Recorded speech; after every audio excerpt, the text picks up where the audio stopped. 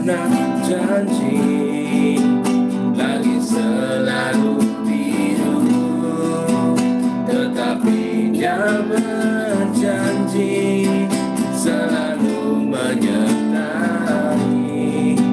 Tuhan tak pernah janji, jalan selalu rata, tetapi Dia berjanji berikan kekuatan.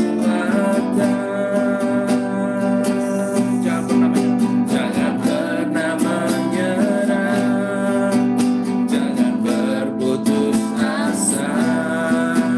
Mujizat Tuhan ada saat hati menyembah. Jangan pernah menyerah, jangan berputus asa. Mujizat Tuhan ada bagi yang setia dan percaya. Pujian dari awal.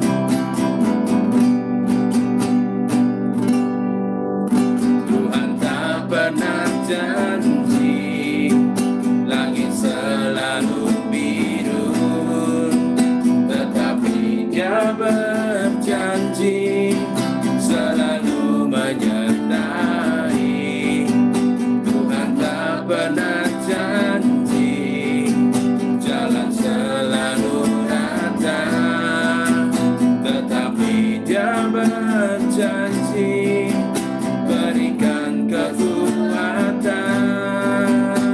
Jangan pernah menyerah, jangan pernah menyerah, jangan berputus asa. Mujizat Tuhan ada saat hati menyembah. Jangan pernah menyerah, jangan berputus asa. Mujizat Tuhan ada bagi yang setia dan percaya. Jangan pernah menyerah, jangan pernah menyerah, jangan berputus asa. Mujizat Tuhan ada saat hati menyembah. Jangan pernah menyerah, jangan berputus asa. Mujizat Tuhan ada bagi yang setia dan percaya. Sekali lagi, jangan pernah menyerah, jangan pernah menyerah, jangan berputus asa. Mujizat Tuhan ada saat hati menyembah. Jangan pernah menyerah, jangan berputus asa. Mujizat Tuhan ada bagi yang setia dan percaya. Bagi yang setia dan percaya. Bagi yang setia dan percaya. Mari sembah Tuhan. Terima kasih Tuhan. Kami sembah. Haleluya. Terima kasih. Kami sembah Engkau.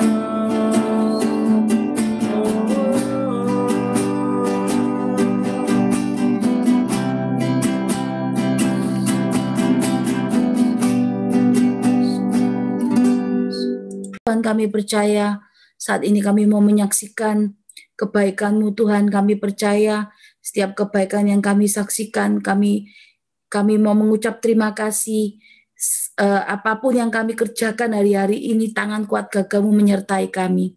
Terima kasih Tuhan Yesus, Saat ini kami mau buka ruang kesaksian, biar ruang kesaksian ini belum jadi kekuatan buat kami semua di tempat ini. Kami percaya Tuhan yang kami sembah hari ini adalah Tuhan yang hidup. Kami percaya akan ada kemenangan demi kemenangan yang terjadi buat kami semua di tempat ini. Terima kasih Tuhan Yesus. Haleluya. Amin. Ya, mungkin saya sudah buka ruang kesaksian. Mungkin ada yang mau menyaksikan kebaikan Tuhan. Jelas. Ya, jelas. Terima kasih. Ya, shalom, selamat malam. Mungkin pertama-tama saya mengucap syukur kepada Tuhan. Perkenalkan, saya Ronald, tinggal di Bali, Denpasar. Saya sedikit mau bersaksi tentang hal kejadian soal penipuan kemarin di Tokopedia sama di Shopee. Kemarin saya sempat kena tipu di Tokopedia dan Shopee. Di Tokopedia 10 juta lebih, di Shopee ada 20 juta 500 sekian. Jadi totalnya tuh 30 juta lebih. Wah, saya kaget. Saya kena tipu begini, saya pusing langsung tiba-tiba di HP saya ada transaksi di kartu kredit senilai 30 juta lebih. Saya tidak pernah belanja. Saya kaget. Tapi awalnya tuh saya kena tipu ada penelpon dari Jakarta yang mengatasnamakan Bank Danamon. Nah, yang saya herankan itu dari sana kok bisa tahu. Awalnya tuh saya ada pinjaman dana tunai untuk membeli.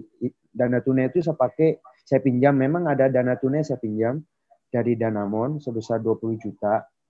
Tapi untuk pakai beli spare part motor. Nah, saya rasa saya cuma meminjam 20 juta. Nah, tetapi berjalannya dengan cerita dia menelpon. Pak Rona nih ada pinjaman dana tunai ya dari Danamon sebesar 20 juta ya. Saya bilang iya. Oh iya, kita dari pihak Danamon Pak akan memberikan Bapak point reward.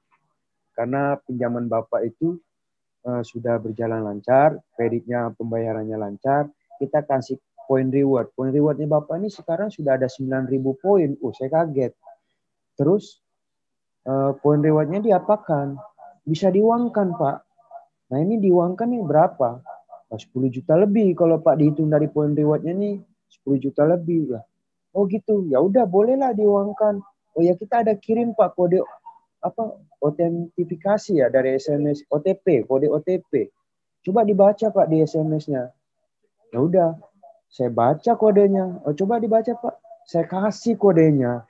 Saya tidak tahu itu apakah itu kode rahasia atau tidak karena dia bilang dari pihak Danamon, ya itu udah salahnya saya juga ya karena terlalu percaya karena awalnya yang bikin saya percaya itu dia tahu kalau saya itu ada pinjaman dana tunai dari Bank Danamon sampai saya berpikir negatif apakah dari pihak Danamon ini yang bermain di dalam atau bagaimana, tapi ya sudahlah, saya sempat stres juga, saya cerita sama mama sama istri, waduh saya pusing, saya ambil uang dari mana coba nih 30 juta nih.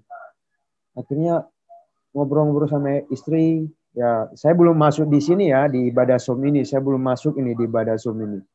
Istri akhirnya pakai uangnya dia untuk membantu saya untuk bayar tagihan saya. Akhirnya saya berinisiatif, saya lunaskan aja lah pakai uang istri. Tapi ya puji Tuhan, seperti yang Cek Caroline bilang, jangan khawatir, itu pasti semua akan dibayarkan ya, seperti dibayarkan lah, pokoknya semua akan dibayarkan. Puji Tuhan, bahkan hari ini seminggu yang lalu saya bisa lunasi utang rumah saya, kredit rumah saya. Senilai 200 juta lebih. Hampir 300 juta. Sisa kredit saya di bank itu hampir 300 juta. Anggaplah 300 juta, 298 juta. Anggaplah 300 juta. 1 minggu kemarin ini saya lunasi. Puji Tuhan. Jadi berkat Tuhan tuh betul-betul ada. Jadi apa yang dikatakan di Alkitab, jangan khawatir. Serahkan, percaya sama Tuhan. Serahkan semua sama Tuhan. Itu pasti akan ada berkat. Ada aja jalannya. Saya kena tipu baru ya anggaplah sebulan. Bahkan seminggu yang lalu saya bisa lunasi utang kredit saya di rumah. Puji Tuhan. Jadi saya cuma mau bilang Tuhan itu baik. Tuhan itu betul-betul ada. Cuma saya masih ingin terus mendalami biar pernah Tuhan berbicara sama saya. Dengan ini juga mungkin saya bisa belajar melalui ibadah Zoom ini yang dipimpin oleh C. Caroline. Ya, saya juga tiap malam sudah mulai baca firman Tuhan.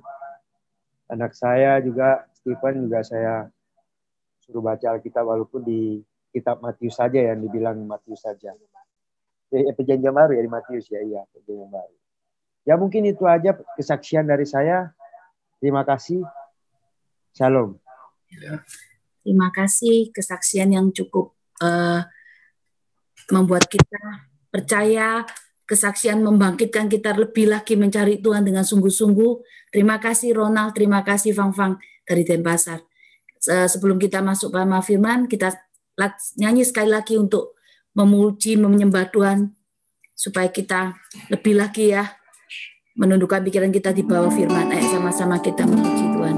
Tiada yang mustahil, tiada yang sukar bagimu Tuhan dan bagiku yang percaya. Dahsyatnya kuasa-Mu membuatku tak ragu. Janji-Mu kan dinapi pada waktu-Mu. Kaulah pengharapanku, Kaulah pengharapanku, padamu ku percaya.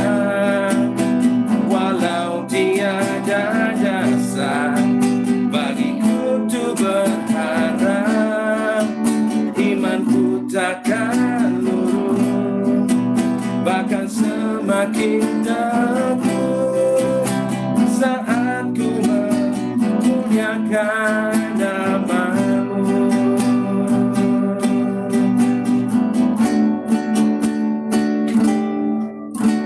Tiada yang mustahil dan tiada yang sukar bagimu Tuhan dan bagiku yang percaya.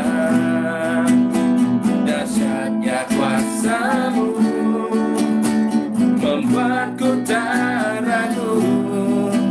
Janji-Mu kan dinapi pada waktu-Mu. Kaulah pengharapanku, Kaulah pengharapanku, padamu ku percaya. Walau tiada dasar bagiku untuk berharap, imanku takkan luntur, bahkan semakin teguh saat ku memuliakan nama-Mu. Kaulah pengharapanku, Kaulah pengharapanku, padamu ku percaya. Walau tiada dasar bagiku untuk berharap, imanku takkan luntur, bahkan semakin teguh saat ku memuliakan nama-Mu. Kaulah pengharapanku, padamu ku percaya. Walau tiada dasar bagiku untuk berharap, imanku takkan luntur, bahkan semakin teguh saat ku memuliakan nama-Mu. Saat ku memuliakan nama-Mu, saat ku memuliakan nama-Mu.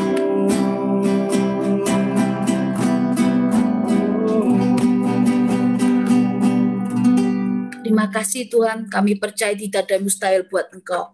Walaupun saat ini kami mengalami masa-masa yang sukar, masa-masa di mana kami menantikan setiap jawaban dalam setiap persoalan kami. Tapi kami percaya Engkau pasti menepatinya.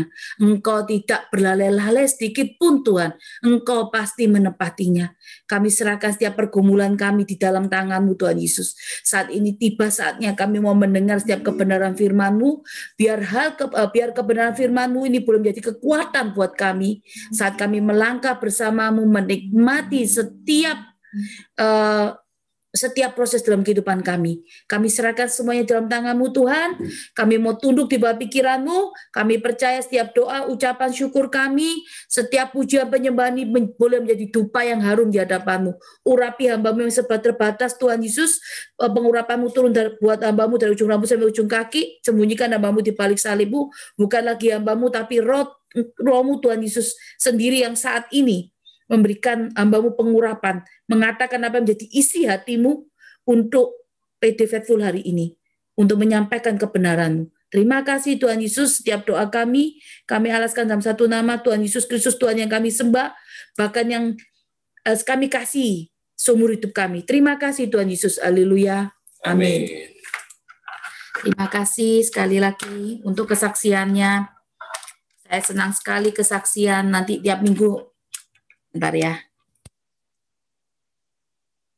Nanti biar tiap minggu selalu ada kesaksian yang boleh membuat kita, memacu kita semakin mencari Tuhan lebih sungguh-sungguh. Saya percaya apa yang disaksikan Ronald, Fang hari ini dari keluarga Denpasar, saya percaya Tuhan tahu, Tuhan mengerti apa yang menjadi kebutuhan keluarga ini. Ya, terima kasih sekali lagi. Ayo sama-sama ya kita belajar firman. Sama-sama kita mendengarkan suara Tuhan melalui firman, menemui Tuhan juga melalui firman. Saya percaya tidak hanya ada kesaksian dari mungkin yang biasanya di grup, dari Makassar, C. Julia, atau Fang hari ini sama Ronald, mungkin Daniel, mungkin ada di Pemuda, tapi saya juga mau semua ini boleh mengalami kemenangan. Ya kan? Mungkin pengajaran yang diajarkan di Faithful ini beda dengan pengajaran yang diajarkan di gereja. Kami dari PD, Persekutuan Doa Faithful, saat nanti selesai, mungkin nanti selesai dari pandemi, kami tetap akan Zoom.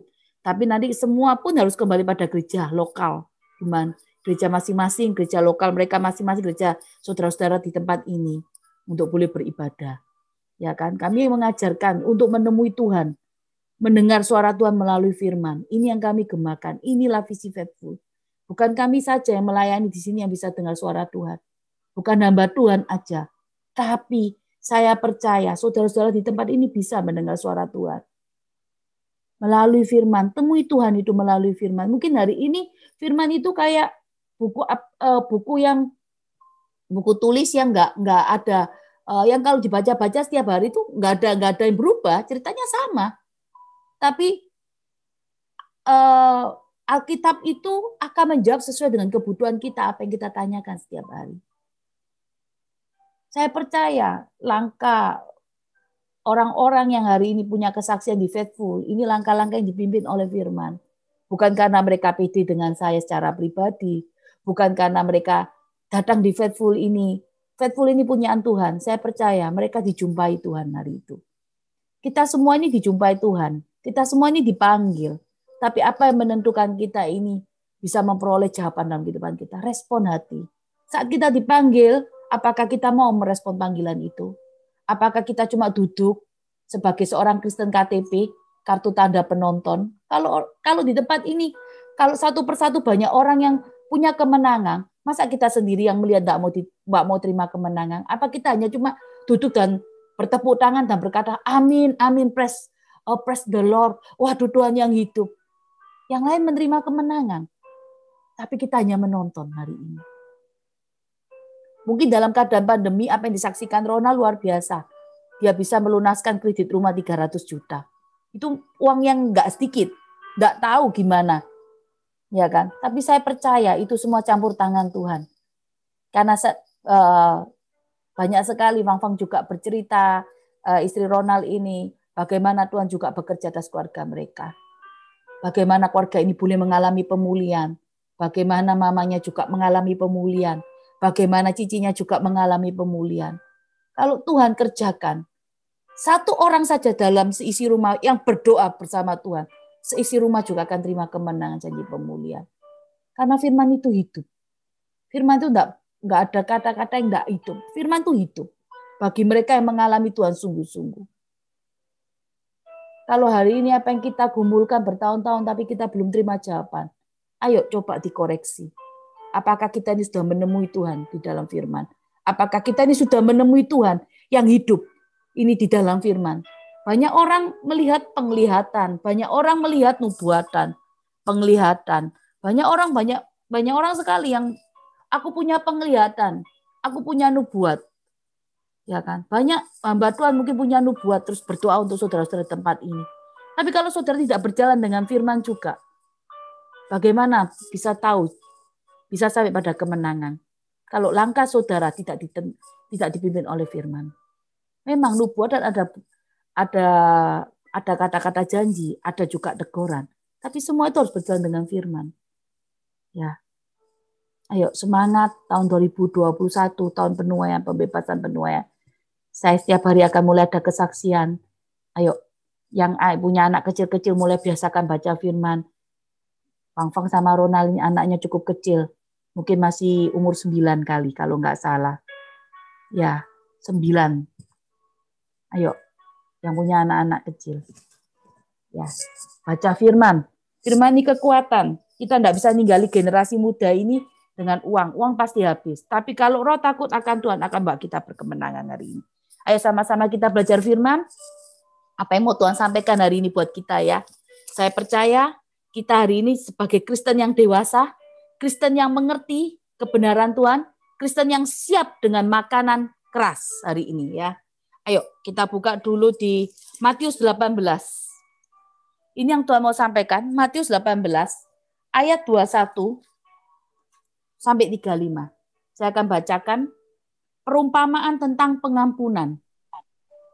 Kemudian datanglah Petrus, berkatalah kepada Yesus. Uangnya raketa. Ya.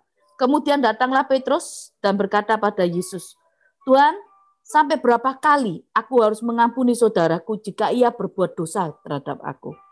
Sampai 7 kali? Yesus berkata padanya, bukan. Aku berkata kepadamu, bukan. Aku berkata kepadamu bukan sampai 7 kali, melainkan 70 kali 7 kali. Sebab hal kerajaan surga sumpama seorang raja yang hendak mengadakan perhitungan dengan hamba-hambanya. Setelah ia mulai mengadakan perhitungan itu, dihadapkanlah kepada seorang yang berutang 10.000 talenta. Tetapi karena orang itu tidak mampu melunaskan hutangnya, raja itu memerintahkan supaya ia dijual beserta anak istrinya dan segala miliknya untuk membayar hutangnya. Maka sujudlah hamba itu menyembah dia. Katanya, sabar dahulu, segala hutangku akan kulunaskan. Lalu tergeraklah hati raja itu oleh belas kasihan akan hamba itu. Sehingga ia membebaskannya dan menghapus hutangnya. Tetapi ketika hamba itu keluar, ia bertemu dengan seorang hamba yang lain yang berutang 100 dinar kepadanya. Ia menangkap dan mencekik kawannya itu, katanya, bayar hutangmu.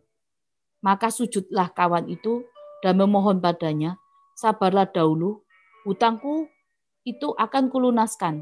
Tetapi ia menolak dan menyerahkan kawannya ke dalam penjara, sampai dilunaskannya hutangnya. Melihat itu, kawan-kawannya yang lain sangat sedih, lalu menyampaikan segala yang terjadi kepada tuan mereka. Raja itu memanggil orang itu dan berkata padanya, hai hamba yang jahat, seluruh hutangmu telah kuhapus karena engkau memohonkannya padaku. Bukankah engkau pun harus mengasihi kawanmu seperti aku yang telah mengasihi engkau? Maka marahlah tuannya itu dan menyerahkan kepada algojo-algojo sampai ia melunaskan seluruh hutangnya. Maka Bapakku di surga akan berbuat demikian juga terhadap kamu, apabila masing-masing kamu tidak mengampuni saudaramu dengan segenap hatimu. Ya. Firman hari ini judulnya perikopnya perumpamaan tentang pengampunan.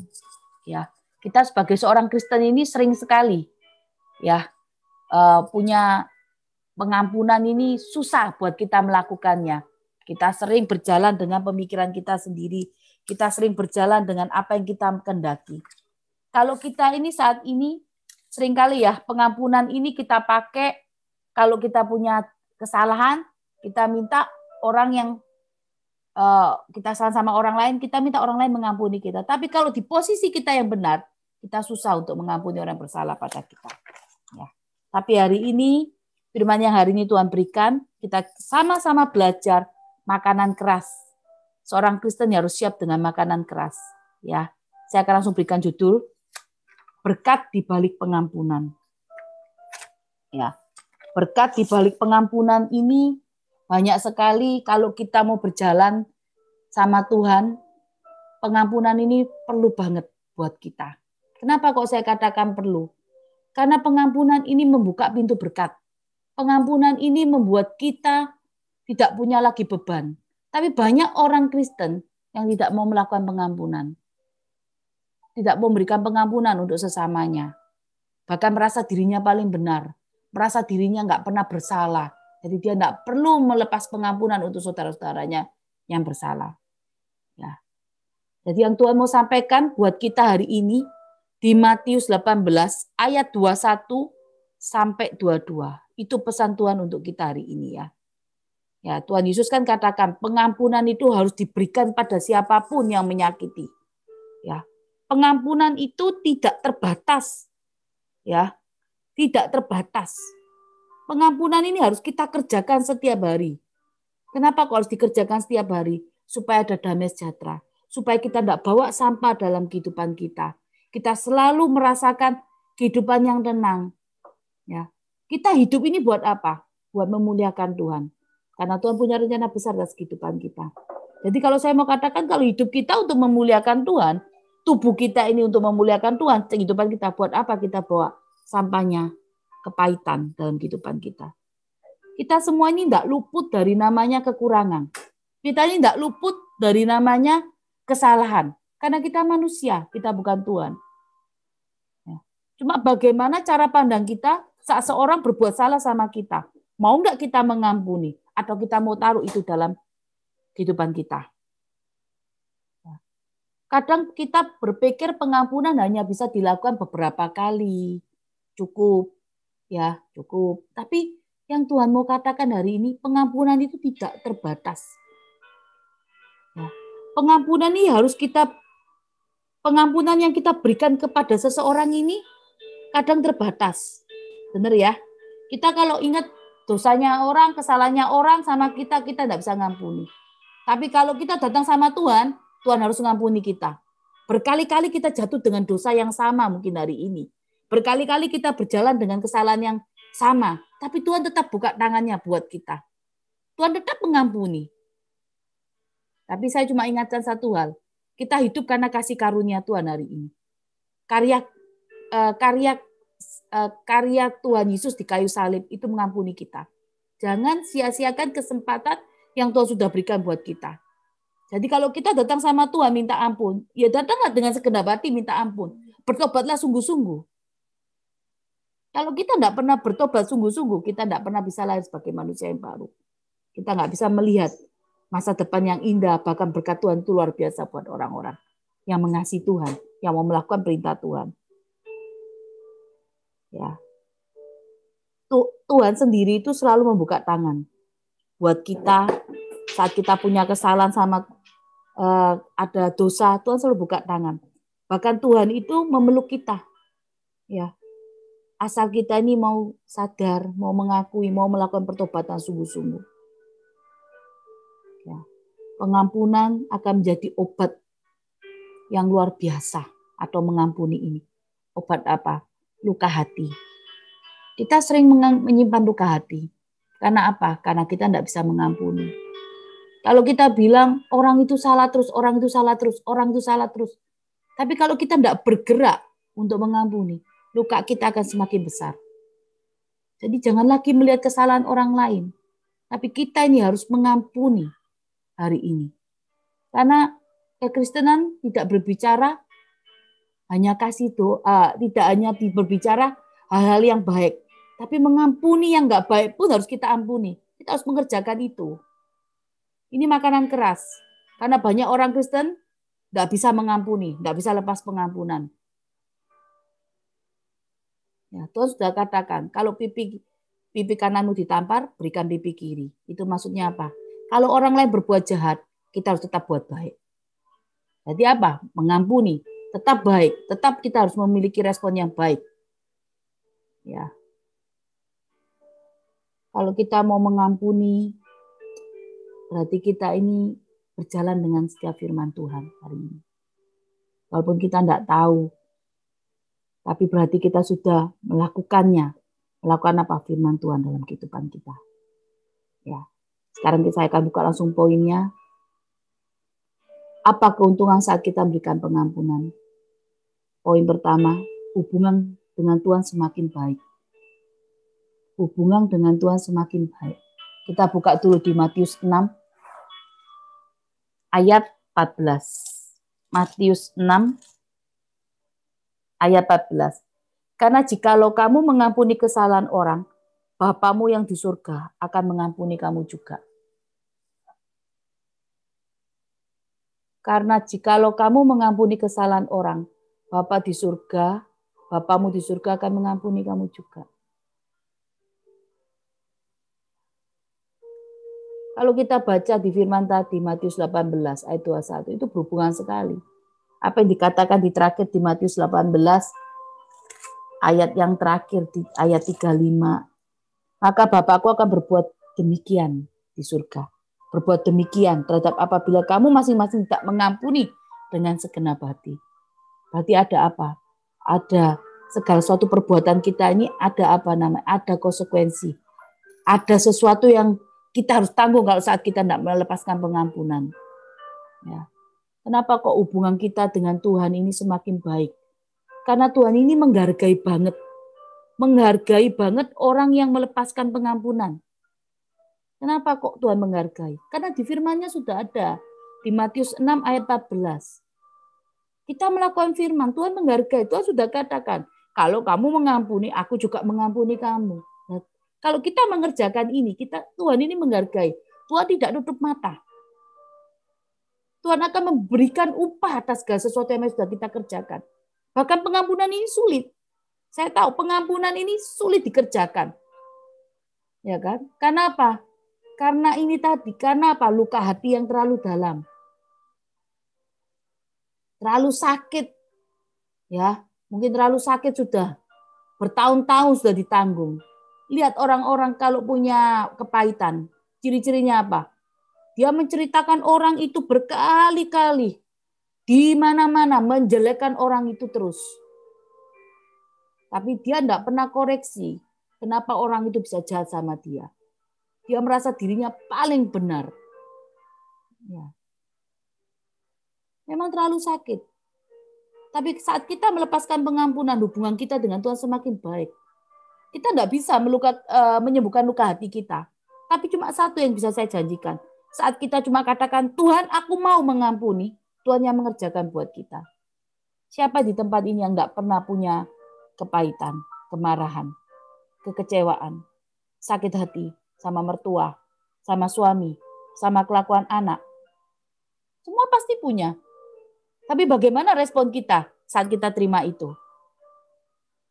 Sakit hati? Pasti. Marah? Pasti. Ya. Tapi saat kita mengambil respon yang baik, kita melakukan yang sesuai dengan standar firman, maka hubungan kita dengan Tuhan akan semakin baik. Kita tidak mampu menyembuhkan luka hati ini. Tapi saat kita menyerahkan bersama Tuhan, Tuhan yang menyembuhkan luka hati ini. Karena saya juga mengalami 12 tahun yang lalu, atau sekitar 7 tahun yang lalu, pernikahan saya 12 tahun, 7 tahun yang lalu, saya juga kepahitan. Saya punya kemarahan yang besar sama mertua. Saya juga nggak bisa move on langsung. Saya nggak bisa bangkit langsung. Kalau waktu itu apa yang saya alami, saya punya kepahitan dengan mertua, saya tidak bisa balas mertua saya. Tapi saya bisa balas sama suami saya. Jadi kalau saya lihat mertua saya, lihat suami saya seperti melihat mertua saya hari itu. Bertahun-tahun saya berkecimpung dalam kepahitan saya. Saya marah, saya benci. Saya marah, saya benci sama mertua saya. Saya berharap mertua saya juga mati cepat. Mungkin dia didoakan juga sama saudara sama saya hari ini. Tapi apa yang Tuhan kerjakan saat saya nggak buang kepahitan saya? Pekerjaan suami saya nggak ada. Sedangkan saya masih punya anak satu kecil yang usianya baru 1 bulan. Saya butuh segala sesuatu untuk penghidupan saya. Tapi saya tetap bersikukuh, saya tetap pegang ego saya. Saya tidak mau lepas kepahitan saya. Karena saya merasa apa? Diri saya paling benar. Karena apa? Karena mertua saya yang paling jahat. Saya tetap bersikukuh dengan itu. Tuhan tidak selesaikan segala sesuatu yang menjadi pergumulan saya. Tentang keuangan saya, tentang pekerjaan suami saya. Tuhan tidak selesaikan. Sampai satu ketika, satu malam, saya menghadapi malam yang luar biasa. Tuhan datang sama saya. Di mana, kalau saya mau saksikan, pernikahan saya ini pernikahan kayak neraka. Waktu saya belum dipakai Tuhan, saya masih usia di bawah 30 waktu itu. Pernikahan saya pernikahan yang cukup buat saya tidak mau lagi, maksudnya mengulang lagi atau melihatnya itu takut mengalami itu. Kalau saya bertengkar sama suami saya, bukan hanya perkataan, tapi saya juga merasakan baku hantam itu ada dalam pernikahan saya. Sampai anak saya juga baku hantam dalam perkataan yang tidak baik. Satu kebun binatang perkataan itu keluar semuanya. Saya mau pahit sama mertua. Kalau saya mau katakan enggak mungkin. Saya pahit sekali. Sampai satu ketika saya cuma katakan sama dalam waktu hari itu berjalan 5 bulan, saya cuma mau katakan. Malam itu saya bilang, saya melihat suami saya sudah marah sekali, jengkel karena saya tidak bisa balas mertua saya. Saya cuma katakan, dia atau saya nanti yang mati. Saya mau lihat. Malam itu saya sudah taruh gunting atau pisau, saya lupa, di bawah bantal. Tapi malam itu Tuhan datang sama saya. Tuhan jamah saya. Jam 3 subuh itu. Akhirnya apa yang terlintas dalam pikiran saya taruh itu. Saya datang berlutut sama Tuhan. Saya menangis. Saya bilang sama Tuhan, Tuhan saya tidak mampu menjalani pernikahan yang seperti ini. Tapi ada suara yang saya dengar waktu itu. Lepas itu semuanya. Aku akan bawa engkau naik. Lepas itu semuanya. Berbalik dengan jalanku. Saya kerjakan itu. Malam itu jam 3 saya duduk. Berlutut saya nangis. Nangis terseduh-seduh. Saya nangis sekali terseduh-seduh. Saya bilang, Tuhan kau mengasihi saya. Saya lepaskan kepahitan saya ya. Tidak semudah itu. Saya lepas memang saya mau. Tapi selalu teringat-ingat dengan apa yang sudah mertua saya perbuat sama saya hari itu. Selalu teringat-ingat. Tapi saya berusaha. Setiap saya ingat itu, setiap hari saya berdoa, saya katakan, Tuhan berikan saya hati yang baru. Saya minta terus hati yang baru. Sampai 1 bulan, 2 bulan, berjalannya waktu. Saya mulai agak lupa. Rumah tangga saya nggak langsung dipulihkan. Tetap ada kerikil-kerikil geronjalan itu pasti ada. Rumah tangga saya nggak langsung dipulihkan, saudara. Jadi jangan bilang kalau lepas pengampunan langsung rumah tangganya dipulihkan. Keuangannya dipulihkan. Enggak. Kita harus mengalami apa yang namanya proses. Saya menjalani proses itu. Sampai satu ketika saya bilang sama Tuhan, Tuhan, saya sudah melepas kepahitan. Memang tidak mudah buat saya, tapi berikan saya kekuatan Tuhan Yesus. Saya minta itu juga, berikan saya hati yang baru. Saya kerjakan itu. Sampai saya katakan, karena suami saya waktu itu, semua pekerjaan sudah tidak ada. Kami dua-dua sama-sama jadi pengangguran di rumah. Hanya duduk makan tidur. Dan makan pun kami harus orang tua yang nanggung. Akhirnya saya bilang sama Tuhan, Tuhan, kalau Engkau Tuhan yang hidup, yang malam itu kamu menemui saya, berikan suami saya, gaji 1 juta saja untuk boleh kerja. Gaji 1 juta aja untuk mencukupi kami. Kamu tahu segala kehidupan kami ini, hari ini hidup kami ini cuma, ya mau dibilang malu ya malu. Kami semua harus nebeng, menumpang. Hari itu saya berdoa, 2-3 hari lagi Tuhan jawab. Suami saya diterima di perusahaan, bekerja di perusahaan Samling, Malaysia. Itu suatu kasih karunia, perusahaan luar negeri, bukan gaji 1, tapi Tuhan lipatkan jadi 5. Pertama kali kerja, 12 tahun yang lalu. Saya merasakan itu semua, saudara. Kalau saya mau bilang, mungkin hari Anda berkata, wah paling, ya mungkin si Caroline gampang ngomongnya, kecuali nggak mengalami seperti saya. Saya mengalami. Saya mengalami pernikahan yang kayak neraka. Nggak enak. Sampai orang tua saya cuma katakan satu. Waktu saya katakan saya mau pisah, saya mau cerai, orang tua saya katakan satu. Lah kamu sendiri yang milih loh. Ya kalau kamu tuh dijodohkan. Kamu sendiri yang milih kok. Itu pilihanmu. Kenapa kamu kok enggak berjalan terus? Tuh. Ya. Tapi pada saat kita menyerahkan kepahitan kita percaya Tuhan kerjakan sesuatu yang luar biasa buat kita. Ya. Poin kedua yang akan langsung saya bagikan, ini yang saya rasakan saat saya melepas kepahitan, ada damai sejahtera. Beban ini rasanya lepas. Damai sejahtera itu menyertai kita. Kalau hari ini saudara enggak lepas kepahitan, rasanya enggak enak. Kenapa kok saya katakan rasanya enggak enak? Karena beban ini kita sendiri yang naruh, kita sendiri yang bawa. Beban yang terlalu berat, buat kita juga jalannya tertati-tati. Damai sejahtera juga enggak bisa. Enggak ada. Jadi kita harus taruh ini beban. Kita harus taruh segala sesuatunya. Supaya apa? Apa yang menghalangi segala sesuatunya dalam kehidupan kita yang enggak baik ini juga akan menghilangkan damai sejahtera kita. Kalau sesuatu yang tidak baik ini kita taruh, kita lepas semua, damai sejahtera itu ada buat kita. Benci, amarah, kekecewaan hari ini. Mungkin kita berpikiran seperti ini, kenapa Tuhan kau persatukan, kamu pertemukan dengan mertua yang nggak enak, mertua yang nggak pernah menghargai, mertua yang gimana atau menantu yang model apa. Saya cuma mau katakan, saya sering berkata hal ini sama seseorang.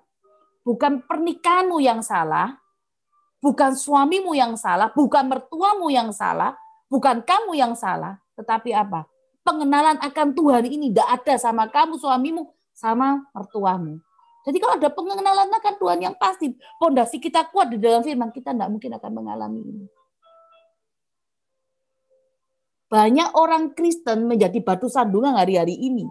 Banyak sekali orang Kristen menjadi batu sandungan. Banyak orang Kristen jadi penipu. Ya toh, Kristen cuma label. Penipu ada. Pembohong ada. Ya. Mungkin hari ini banyak orang Kristen yang menjadi batu sandungan hari ini, saudara-saudara. Banyak orang Kristen, banyak orang-orang di luaran akhirnya kecewa melihat kekristenan, tidak mau ikut Kristen karena apa? Banyak orang Kristen yang jadi batu sandungan. Saya cuma mau katakan hari ini, kalau hari ini mertua kita seorang Kristen, suami kita seorang Kristen, atau suami kita seorang pelayan di gereja, tapi kelakuannya kalau di rumah seperti iblis, kalau di luar seperti malaikat, ya saya cuma mau katakan, jangan engkau kecewa, jangan kau tawar hati. Sebetulnya yang bikin kita tawar hati karena apa? Kelakuan suami kita, kelakuan mertua kita, bukan Tuhan Yesus yang bikin kita ini seperti itu. Tuhan Yesus ini tidak bersalah, gitu loh. Kenapa cara pandang kita menghakimi seseorang itu, wah itu orang Kristen, kelakuannya kayak setan, saya tidak mau jadi orang Kristen. Kenapa kekristenan ini harus diikutkan dengan hal yang nggak baik?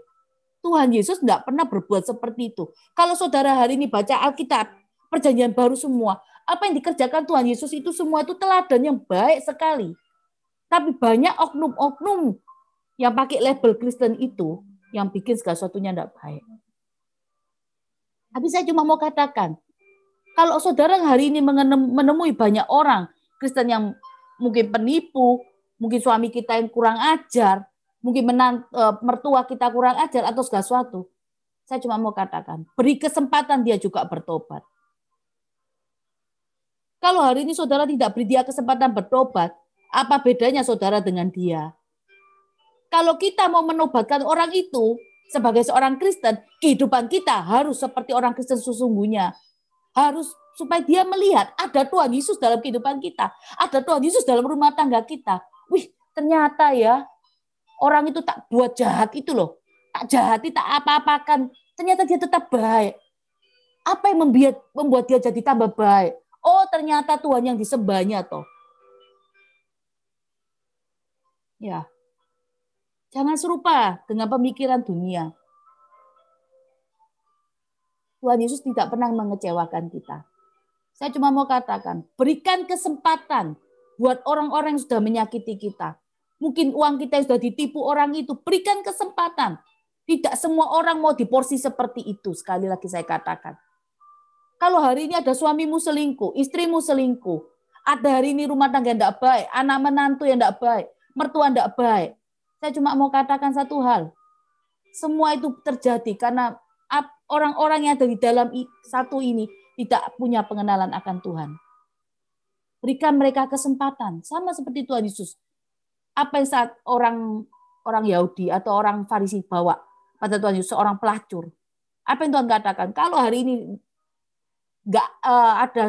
kalau hari ini ada orang yang tidak berdosa, lempar perempuan itu dengan batu. Tapi yang dikerjakan?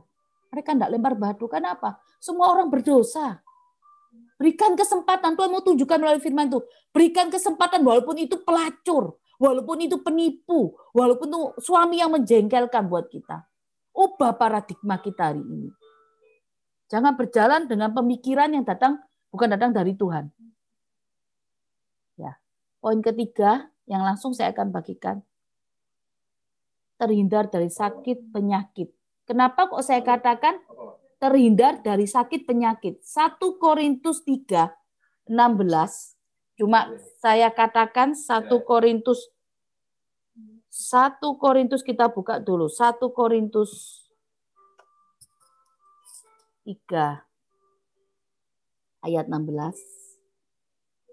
Tidak tahukah kamu bahwa kamu adalah bait Allah dan bahwa Roh Allah diam di dalam kamu? Tubuh kita ini bait Allah loh. Lah kalau kita punya kepahitan, kita sedang bawa sampah dalam tubuh kita. Sampah itu apa? Sampah itu enggak enak. Kalau kita sekarang hidup kita dikasih sampah, banyak banyak lalat, apakah itu enggak jadi bikin satu penyakit buat tubuh kita? Saya mau cuma saksikan. Banyak sekali saya ini pelayanan. Banyak sekali saya pelayanan orang-orang sakit. Kadang-kadang baru saat saya berdoa, saya suruh lepas pengakuan, ternyata dia mengakui dia punya kepahitan di masa lalu. Nah, apa kepahitan itu? Kepahitan itu yang kita kerjakan setiap hari. Kita pikirkan itu kejelekan orang, kita pikirkan terus. Akhirnya apa yang dalam pikiran itu turun dalam hati kita. Akhirnya jadi apa? Jadi satu penyakit dalam tubuh kita hari ini. Ya, banyak sekali yang saya layani. Contohnya penyakit kanker. Itu sudah detik-detik terakhir, baru dia mau melepas kepahitan. Ayo, jangan kita ini punya seperti, aku mau bertahan dengan egoku. Nanti kalau sudah sakit, baru mau lepas kepahitan. Sudah terlanjur. Kenapa enggak sekarang aja waktu sehat dilepas kepahitannya, kekecewaannya, sakit hatinya? Apa tunggu kita harus sakit? Nah, kalau kita sakit nemu obat enggak jadi masalah, saudara. Bisa sembuh. Tapi kalau nggak nemu obat, pulang ke rumah Bapak. Apakah saudara juga bisa, saudara nggak mikirin? Bagaimana anak kita? Bagaimana suami kita? Buang itu semua kepahitan. Buang itu semua kecewa, sakit hati. Jangan berjalan dengan pemikiran dunia.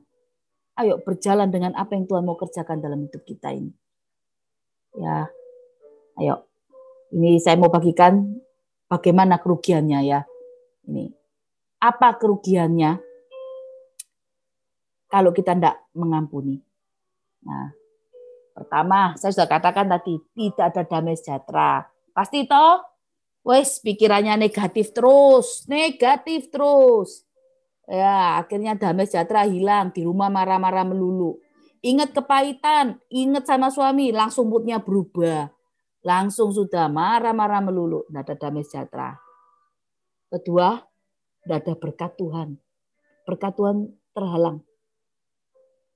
Seharusnya Tuhan memberkati kita ini lebih dari apa yang kita terima. Tapi ternyata karena kita tidak melepas pengampunan ini. berkat Tuhan terhalang. Bukan Tuhan tidak tahu kebutuhan kita loh, saudara. Tuhan tahu kebutuhan kita. Ya kan? Tuhan tahu. Tapi kalau kita tidak melepas pengampunan, nah berkat Tuhan terhalang. Apa yang tadi saya sudah saksikan? Saat saya nggak melepas pengampunan untuk mertua, hari itu juga saya juga berapa hari setelah saya lepas, nggak mungkin saya juga bisa terima berkat pekerjaan untuk suami saya hari itu. Ya. Ini 3, selalu berpikir negatif. Kenapa kok selalu berpikir negatif? Ya segala sesuatunya nggak baik dipikir terus. Nggak ada. Kalau dipikir terus yang jelek-jelek ya pikirannya negatif. Ya kan? Akhirnya skala sesuatu yang negatif kita pikir, perkataan kita juga perkataan negatif. Perkataan-perkataan kutuk. Akhirnya apa? Tidak ada berkat. Ya kan? Selalu berpikiran negatif sama setiap orang. Kalau kita selalu berpikiran negatif sama setiap orang, waduh, susah ini. Kenapa kok saya katakan susah? Berarti orang itu adalah orang yang nggak bisa lepas kepahitan. Pasti ujung-ujungnya nanti dia merasa dirinya paling benar. Ujungnya nanti juga dia merasakan gini ya, segala sesuatu yang orang lain kerjakan ini dianggap salah semua. Karena akibat dari kepahitannya. Saya sering pelayanan. Kalau orang itu tiba-tiba bicara sama saya, ngomongnya ndak enak terus itu. Saya selalu bilang, ini pasti punya kepahitan. Itu saya sering katakan seperti itu. Karena sering kali ya, kalau saya konseling, dia cerita terus ada, saya terima konselingan, ada 2 macam konselingan. Ya menurut saya, kalau konselingan yang pertama itu orang itu pasti cerita, ya enggak apa-apa sih cerita, itu memang harus kita dengarkan. Tapi yang pertama, tipikal orang yang pertama, cerita melulu, tapi begitu saya yang bicara, saya masukin firman, saya tegur dengan firman, dia langsung enggak mau. Dia mau cerita terus. Saya cuma mau katakan, berarti orang ini bukan mau konseling, maunya curhat, kepingin didengar. Nah itu biasanya orang-orang yang punya kepahitan, kepingin dibenarkan, kepingin dibela. Tapi kalau orang konseling terus dia mau terima masukan kita, mau terima firman, berarti orang ini mau berubah. Orang ini masih mau menerima firman, dia mau berubah. Nah ini loh. Ya, terus keempat, saya mau katakan gampang terserang penyakit. Lah gimana nggak terserang penyakit? Sampahnya dibawa terus. Sampahnya lo nggak dibuang. Tubuh kita ini bait Allah. Tuhan punya rencana yang besar. Jadi jangan salahkan Tuhan. Kalau kita misalnya sekarang ini kepahitan sama seorang, tiba-tiba musuh kita diberkati luar biasa. Nah, iya kan? Kenapa? Tiap hari kita ngomongkan dia. Tiap hari kita ngomongin dia. Nah, kita ngomongkan orang aja kalau kejelekannya terus, ya kita juga sama juga berdosa. Kita mana tahu orang itu tadi juga yang kita bicarakan itu tiap hari sudah bertobat. Tuhan itu Tuhan yang adil, saudara. Tuhan yang memberikan kesempatan ya buat kita semua ini bertobat. Loh, kenapa kita nggak bisa kasih kesempatan untuk sesama kita, gitu loh, untuk mengampuni, untuk sesama kita bertobat? Kenapa kita nggak melihat? Nggak mau melihat pertobatan seorang? Memang nggak mudah. Kita semua nggak punya hati seorang malaikat. Saya juga sama. Asal cuma mau aja hari ini. Saya mau katakan. Ini makanan keras. Sekali lagi saya katakan. Ini makanan keras. Ya. Kekristenan tidak berbicara, oh Tuhan, aku sudah baca firman-Mu. Benar. Bagus. Pengenalan akan Kau tahu. Bagus. 1, belum mengampuni. Nah, nggak bisa masuk kriteria yang sempurna. Biasa masuk kriteria standarnya firman. Jadi apa yang ada di firman semua itu harus dikerjakan. Enak, enggak enak harus dikerjakan. Kalau semua itu sudah dikerjakan, percayalah, apa yang menjadi kebutuhanmu, Tuhan sudah siapkan. Tuhan sudah sediakan. Bahkan janji-janjinya akan dinikmati. Kalau hari ini, mungkin sampai akhir tahun nanti, tahun 2021 ya, nanti kalau dari sebagian kita yang besar di Faithful ini, saudara-saudara belum terima penuaian, tahun pembebasan dan penuaian, di penuaian ini saudara tidak terima, berarti saudara harus mulai mengoreksi. Kenapa kok tertinggal? Nah, kenapa? Ada karakter yang mana yang belum diubahkan? Nah, Ayo. Kita harus jadi Kristen yang punya hati yang mau siap sedia untuk mengampuni siapapun yang berbuat dosa sama kita. Berbuat kesalahan ya, bukan dosa, kesalahan. Karena kita manusia yang gimana ya? Kita manusia ini nggak luput dari namanya kesalahan.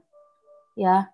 Tapi kita hari ini kalau kita sembah Tuhan Yesus ini, Tuhan yang hidup di hadapan kita, Tuhan yang luar biasa melakukan mujizat. Kita harus tiru teladan Tuhan Yesus selama masa hidupnya. Cara dia bersikap, sifatnya yang rendah hati.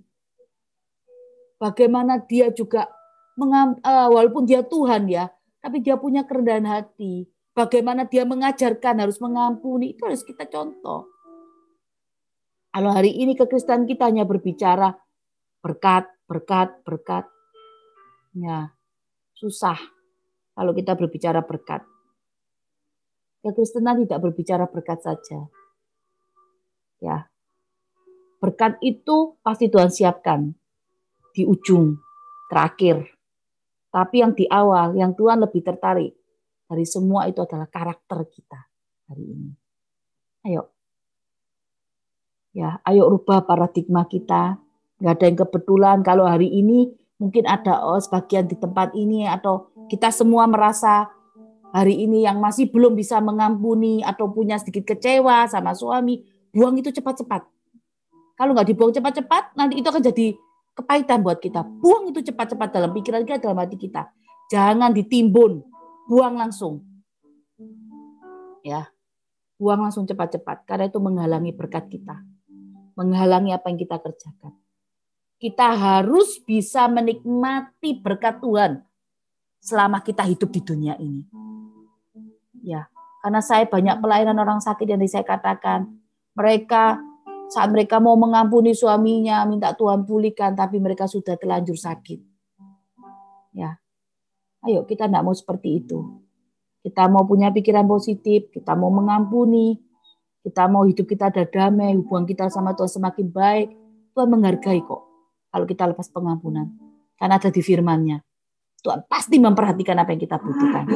Ya, ayo. Hari ini saya mau saudara-saudara tempat ini yang punya rasa jengkel, rasa sakit hati, mungkin nggak banyak atau sedikit atau banyak ya.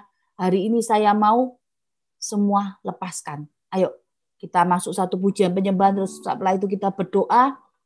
Ya, kita sama-sama lepaskan hari ini. Nggak perlu diangkat tangannya di layar ini. Cukup saudara bicara juga sama Tuhan di hati. Tuhan mau lihat hati kita. Kita harus masuk masa tahun penuaian buat kita semua ya. Saya mau ada kesaksian-kesaksian yang luar biasa setiap minggu. Ya, kesaksian bukan berkat saja, tapi pemulihan keluarga juga harus ada dalam keluarga ini. Dalam saudara-saudara tempat ini. Ayo sama-sama kita berdoa. Tuhan Yesus, terima kasih untuk setiap firman-Mu. Kami percaya Tuhan, setiap firman yang ditabur tidak akan kembali sia-sia. Tuhan, Kau melihat saat ini Tuhan, setiap mereka ada yang di tempat ini. Tangan-tangan yang mereka taruh di hati mereka hari ini, Tuhan, di dada mereka, Kau melihat saat ini mungkin mereka punya sedikit kekecewaan Tuhan, terhadap orang tua, terhadap menantu, bahkan terhadap suami, terhadap keluarga besar mereka. Hari ini mereka mau berdamai Tuhan. Mereka mau berdamai. Mereka mau melepas kepahitan mereka Tuhan. Mereka mau hidup lebih lagi mengasihi Engkau. Mereka mau melakukan firman-Mu Tuhan Yesus. Tuhan, kami percaya Tuhan, tangan-tangan yang sudah terarah di dada mereka. Mereka sudah siap terima hati yang baru datang daripada-Mu hari ini Tuhan Yesus. Berikan mereka hati yang baru Tuhan. Mampukan mereka. Karena hanya Engkau sendiri yang memampukan Tuhan. Mereka hanya cuma cukup mengatakan mau dan Engkau sendiri yang menyelesaikan. Bahkan Engkau membalut luka hati mereka hari ini. Dan kami percaya Tuhan, saat mereka mengeluarkan kata-kata hanya mau saja, dalam hati mereka, Engkau sendiri yang akan membalut luka hati itu. Bahkan Engkau berikan hati yang baru buat mereka Tuhan Yesus. Mampukan mereka berjalan. Kami percaya setiap proses yang tidak enak, setiap proses yang menyakitkan dalam kehidupan mereka, dalam rumah tangga, dalam segala sesuatu yang saat ini mereka kerjakan, Kau bawa mereka juga berkemenangan Tuhan.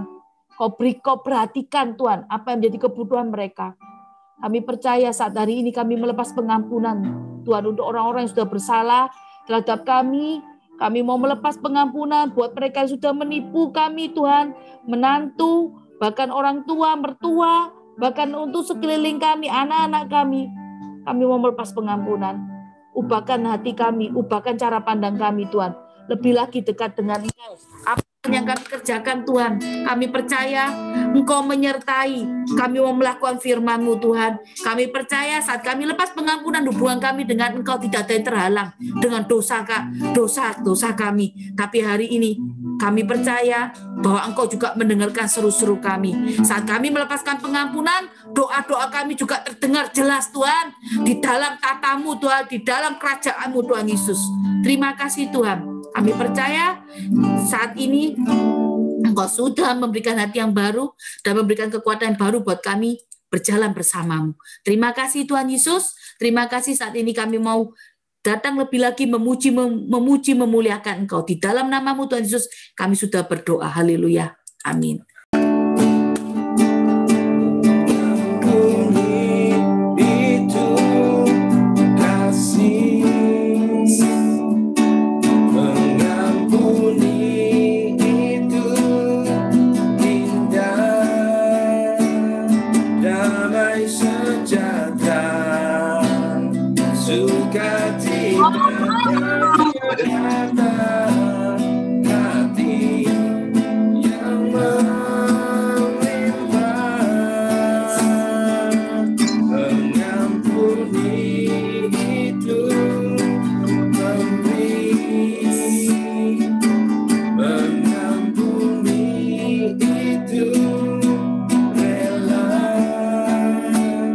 Takkan ku